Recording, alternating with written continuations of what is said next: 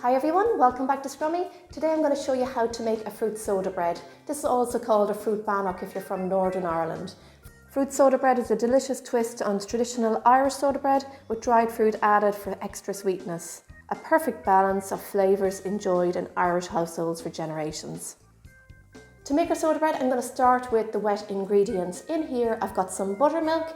Buttermilk is very easy to make if you can't get it. It's just milk with either lemon juice or vinegar added to it, and it thickens it up after about 20 minutes. I do have a video on my channel. If you want to have a little search for it, you'll find it there. It's very easy to make, so give it a go. So in here I'm going to add in melted butter and 2 eggs. Mix that together with a fork and that's perfect. Just set this to one side for a minute. And in this bowl, I've got some plain flour.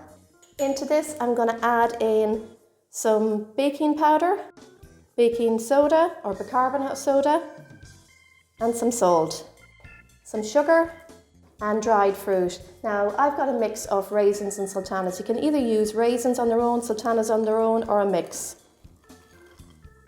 We're just going to get this together. Mix it in with your hands like that.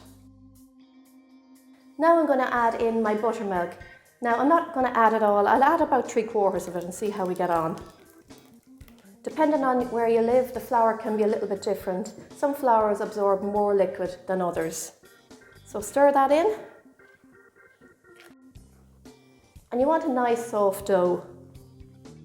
And I'm going to need some more, so add some more. Now what I like to do is just get my hands in here and bring it together. If you need to add a little bit of extra flour, pop it on your hands and just bring it together like that into a ball. Knead it in the bowl, it saves you having to knead it on the worktop.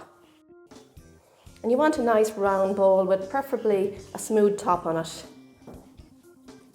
And there you have it, that's perfect. Let's get it onto a baking tray now. Get it onto a floured baking tray. Get it into a nice round shape like that. Pat it down a tiny little bit. This is about 1.5 inches deep.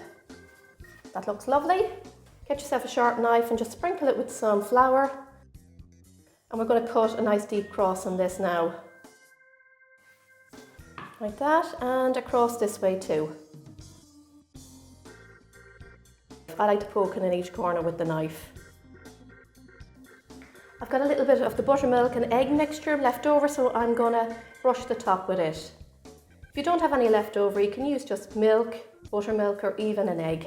This will help give the bread a nice golden colour as it bakes. And that's perfect. I'm going to pop this into the oven now, and it's going to take about 45 to 50 minutes.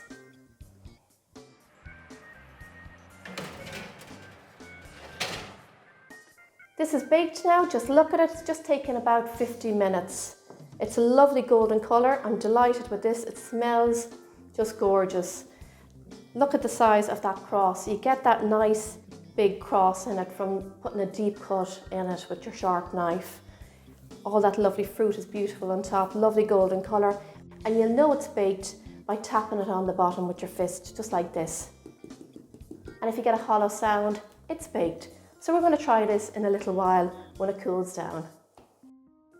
This is cool enough now to cut, so let's cut a couple of slices. Listen to the crunch of that nice crust.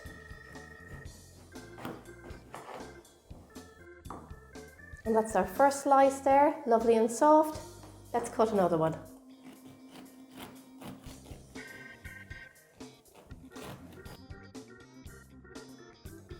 And just look at that, all that beautiful fruit.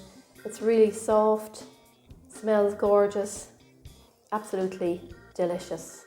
Beautiful fruit soda bread. Nothing nicer than this. So the best way to serve this is with plenty of butter. So I'm going to pop some butter on this.